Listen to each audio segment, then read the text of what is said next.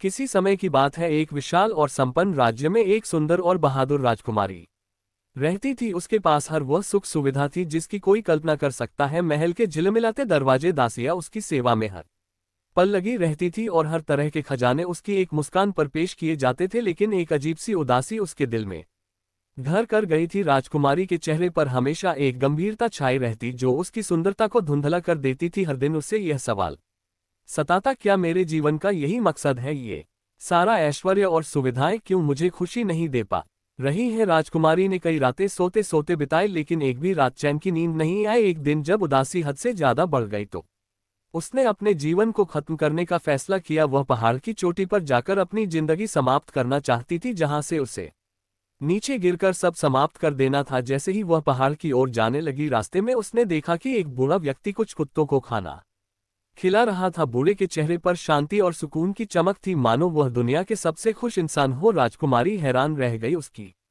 आंखों में जिज्ञासा बढ़ने लगी। आखिर इस वृद्ध के पास ऐसा क्या है जो उसे इतना खुश रखता है? राजकुमारी ने अपने घोड़े को रोक कर उससे पूछा, बाबा, आपके पास तो कुछ भी खास नहीं दिखता, फिर भी आप इतने खुश कैसे हैं? वृद्ध मुस्कुराया और धीरे से बोला, राजकुमारी जी, कुछ समय पहले तक मैं भी जीवन से हार चुका था। मेरी पत्नी और बच्चे एक दुर्घटना में मारे गए थे। उनका खोना मेरे लिए सबसे बड़ा दुख था और मैं जीना ही नहीं चाहता था। एक दिन जब मैंने अपनी जिंदगी खत्म करने का फैसला किया, तभी रास्ते में एक कुत्ते का छोटा सा बच्चा मेरे पीछे पीछे आ गया। मैं उसे नजरअंदाज करता रहा, लेकिन वो मेरी परछाई की तरह मेरे पीछे दौड़ता रहा। आखिरकार मैं अपने घर पहुंचा और दरवाजा बंद कर दिया, लेकिन जब मैंने खिड़की से देखा तो वह बच्चा ठंड से कांप रहा था। वृद्ध की आंखें भर आई, लेकिन उसकी मुस्कान कायम रही। उस छोटे से कुत्ते के दुख को देखकर मेरे अंदर कुछ जागा। मैंने उसे अंदर बुलाया, उसे कंबल में लपेट दिया और थोड़ा दूध पिलाया। कुछ ही देर में वह सामान्य हो गया और मुझे उसकी मदद करके इतनी खुशी मिली जितनी मैंने कभी महसूस नहीं की थी।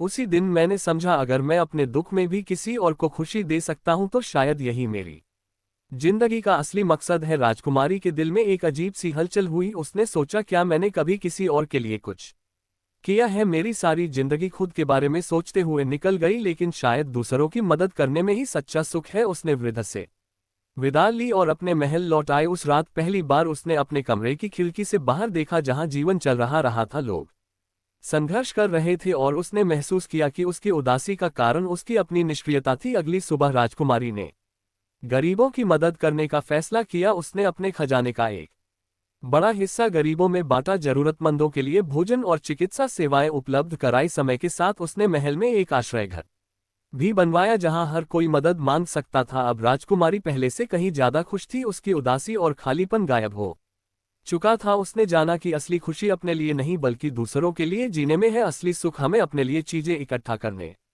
से नहीं मिलता, बल्कि दूसरों की मदद करने से मिलता है। जीवन में सच्चा आनंद दूसरों को खुशी देने में है। जब हम अपने दुखों के बावजूद किसी और के जीवन में उजाला लाते हैं, तभी हमें अपने जीवन का असली मकसद समझ में आता है।